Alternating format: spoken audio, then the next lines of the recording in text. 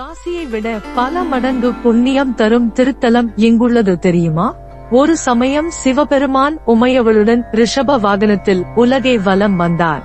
அப்போது பல திருத்தலங்களை காட்டி அதன் சிறப்புகளை எடுத்துரைத்தபடி வந்தார் ஈசன். காசி, காஞ்சிபுரம், காளஹஸ்தி என பல திருத்தலங்களை உமையவளுக்கு காட்டிய ஈசன் ஸ்ரீவாஞ்சியத்தின் மகிமையை கூறும்போது, காசியை விட பன்மடங்கு உயர்வான புண்ணிய தலம் இது.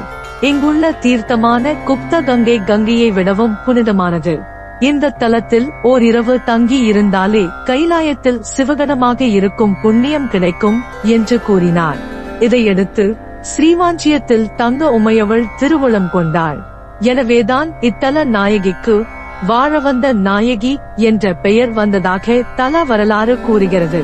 துவாபர யுகம் முடிந்து கலி யுகம் தொடங்கியதும் சரஸ்வதி நதிக்கரையில் தவம் இருந்த சர்வா என்ற முனிவர் துடித்து போனார்.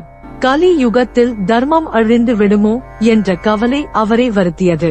அப்போது ஸ்ரீவாஞ்சியம் என்ற வார்த்தை அசரீரியாக அங்கு ஒலித்தது. இதையடுத்து முனிவர் ஸ்ரீவாஞ்சியம் கோயிலை நோக்கி ஓடினார். அவரை கலி துரத்திக் கொண்டிருந்தது.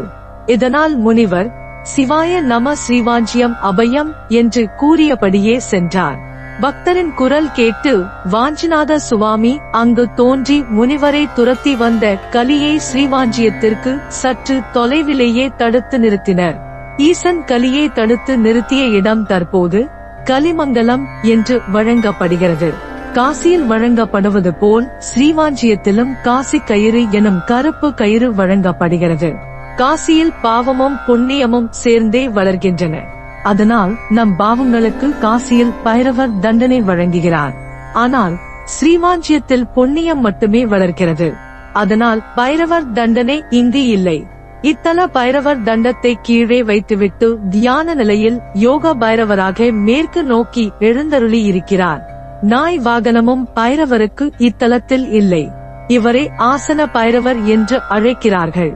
ஸ்ரீவாஞ்சியத்தின் தல விருட்சமாக விளங்குவது சந்தன மரமாகும். கிழக்கு நோக்கிய 5 நிலை ராஜகோபுரத்துடன் கம்பீரமாக கோயில் காட்சியளிக்கிறது. இந்த தலத்திற்கு வரும் பக்தர்கள் முதலில் குப்த கங்கையில் நீராடி அருகே உள்ள கங்கை கரை விநாயகரை வழிபட வேண்டும். பின்பு தனி சந்நிதியில் அருள் பாலிக்கும் யமதர்மராஜனை வழிபட்டு பின்னர் அனுக்கிரக விநாயகர் பாலமுருகனை வழிபட வேண்டும். அதன் பிறகுதான் மூலவர் ஸ்ரீவாஞ்சிநாத சுவாமியையும் மங்களாம்பிகையையும் தரிசனம் செய்து வணங்க வேண்டும். இங்குள்ள குப்தகங்கை தீர்த்தம் சிவபெருமானின் சூலத்தால் பாவங்களை போக்கிட உருவாக்கப்பட்டது. இது தன்னிடம் வந்து நீராடுபவர்களின் பாவங்களை ஏற்பதாக ஐதீகம்.